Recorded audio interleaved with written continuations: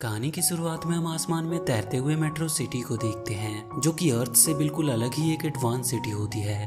उस सिटी को बनाने वाले को ये पता चल गया था कि दुनिया बहुत जल्द बदलने वाली है, इसीलिए वो मेट्रो सिटी को अर्थ से बिल्कुल अलग कर लेता है। उस पूरे सिटी की सुंदरता और स्वच्छता वहाँ के रोबोट्स की देन थी, और इन रोबोट्स को एक जीनियस साइंटिस्ट टेनमा ने बनाया था। इसके बाद हम मेट्रो सिटी के एक स्कूल में टॉबी नाम के एक लड़के को देखते हैं, जो साइंटिस्ट टेनमा का बेटा था।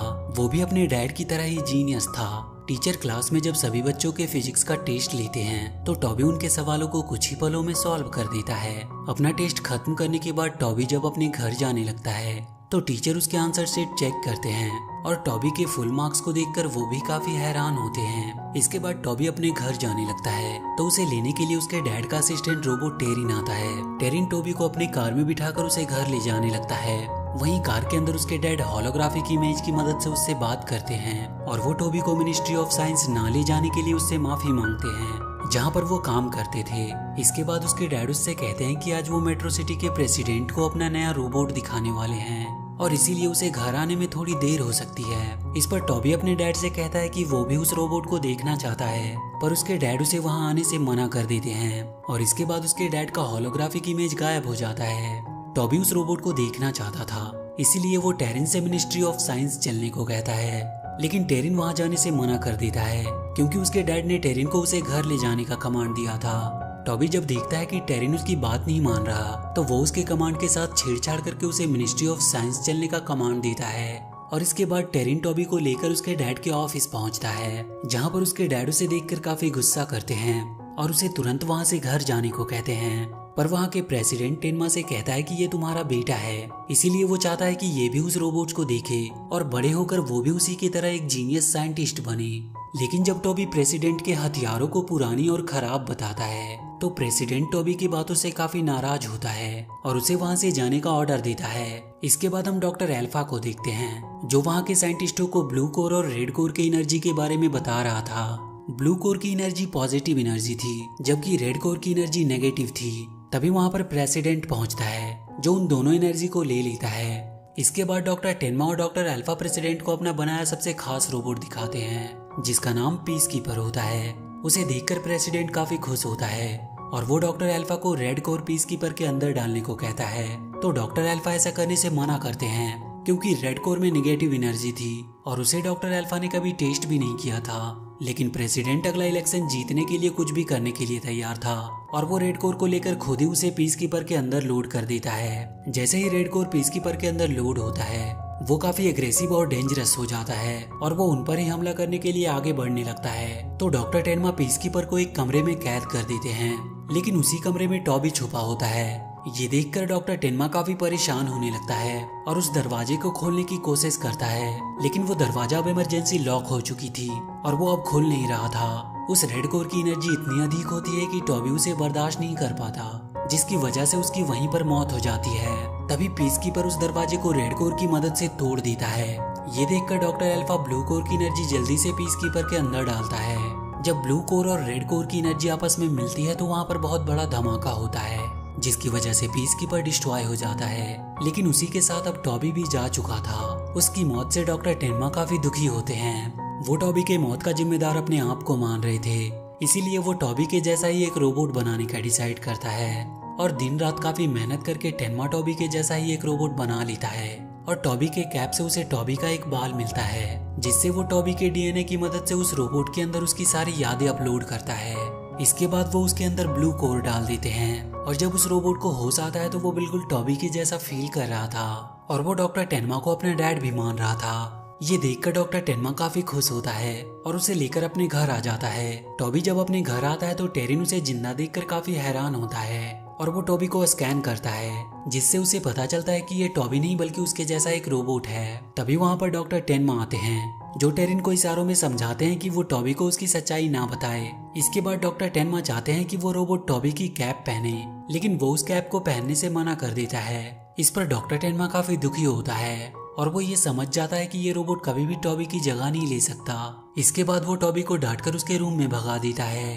टॉबी जब अपने रूम में होता है तो वो दो रोबोट्स को बातें करते हुए सुनता है, जो टॉबी के बालों को सींग बता रहे होते हैं। तो टॉबी उनसे कहता है कि ये उसकी सींग नहीं बल्कि उसके बाल हैं। वो रोबोट ये देखकर काफी हैरान होते हैं कि एक इंसान रोबोट की भाषा कैसे समझ सकता है। टॉबी भी काफी हैरान था क्योंकि वो उन रोबोट्स की बातों को सुन सकता था।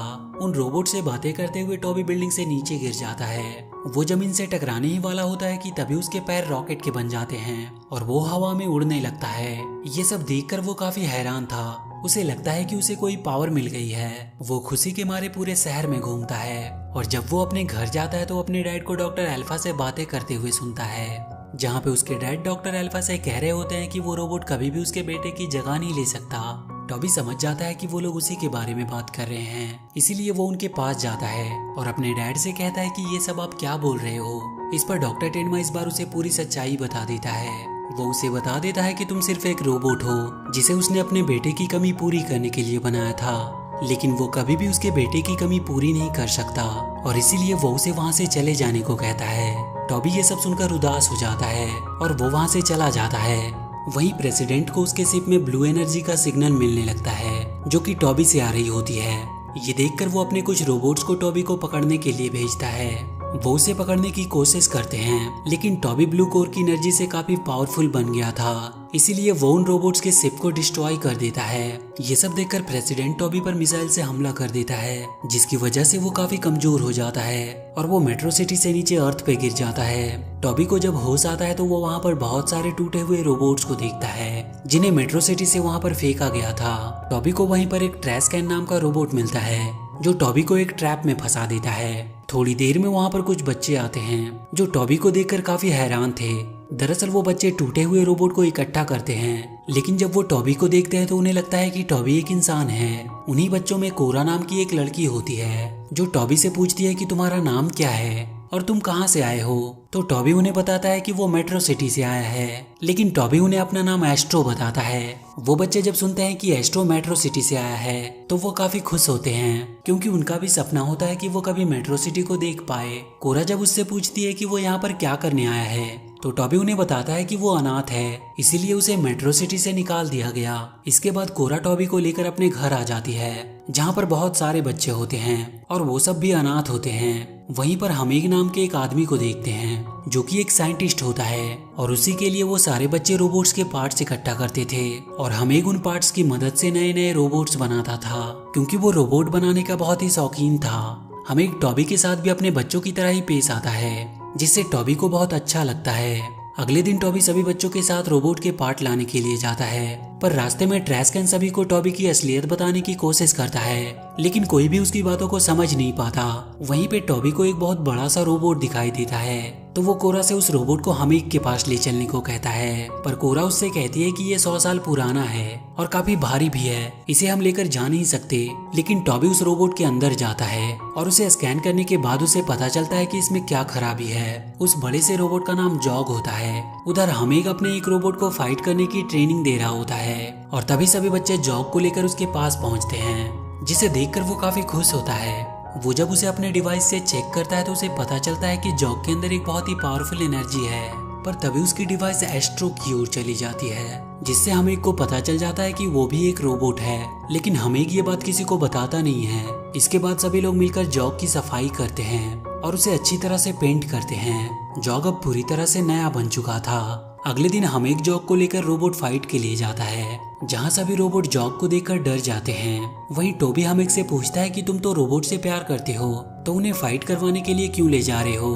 तो हमेग उससे कहता है कि रोबोट चाहे कितना ही एडवांस या डेवलप क्यों ना हो जाए, लेकिन वो इंसानों के एंटरटेनमेंट के लिए ही बने होते हैं। इसके बाद वो टॉबी को एक डिवाइस से इलेक्ट्रिक शॉक देकर बेहोश कर देता है। तो कोरा हमेग से पूछती है कि उसने ऐसा क्यों किया, तो वो कोरा को बताता है कि वो एक एडवांस टेक्नोलॉजी का रोबोट है, जो बिल्कुल इंसानों की तरह दिखता है। ये बात सुनकर सभी बच्चे काफी हैरान होते हैं और जब टॉबी को होश आता है तो वो खुद को बैटल ग्राउंड में पाता है। वहाँ पर हमेक सभी को बताता है कि ये एक बहुत ही एडवांस रोबोट है जो कि मेट्रो सिटी से यहाँ पर आया है और ये हमारा दुश्मन है और इसीलिए इसे हमारे रोबोट से लड़ना होगा। ये बात सुनकर टॉबी रोबोट से लड़ने से मना कर देता है। मना करने के बावजूद भी हमेक अपने रोबोट को उससे लड़वाता है और ना चाहते हुए भी टॉबी को उन रोबोट से लड़ना पड़ता है और वो एक एक करके सभी रोबोट्स को हरा देता है। इसके बाद हमेक उससे लड़ाने के लिए जॉग को बुलाता है और जॉग से उसे खत्म करने को कहता है, लेकिन जॉग उससे फाइट नहीं करता क्योंकि जॉग उसी की वजह से स्टार्ट हुआ था। वो टॉबी को मारने के बजाय उल्टा हमेक पर ही हमला कर देता है और उसे जान से मारने की कोशिश करता है, लेकिन टॉबी उसे बचा लेता है।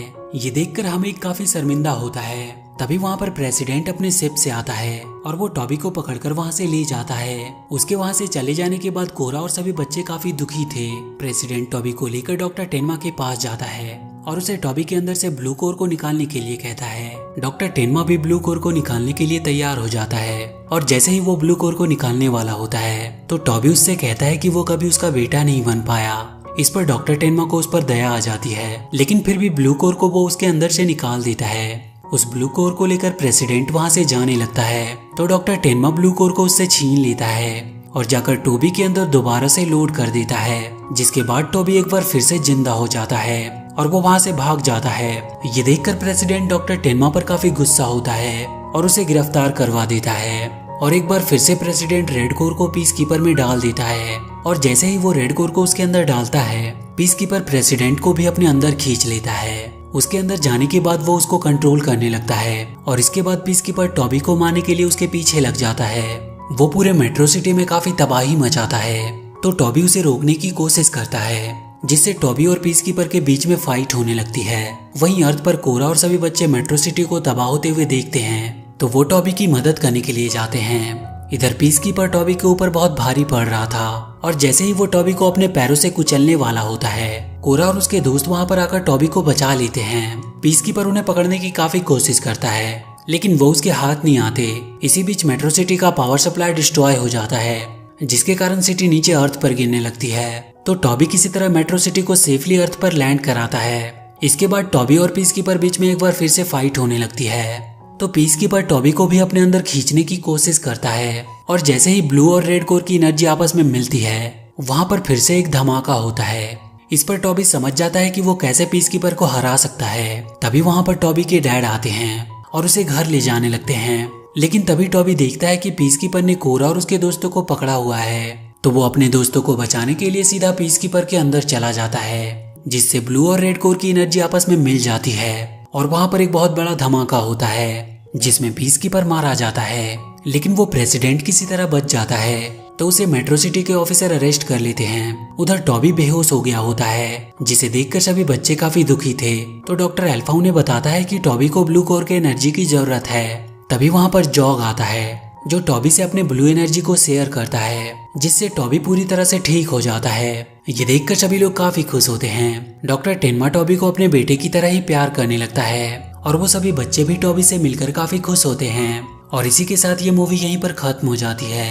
तो वीडियो अगर अच्छी लगी हो तो please do like and share the video and please subscribe to my channel and press that bell icon.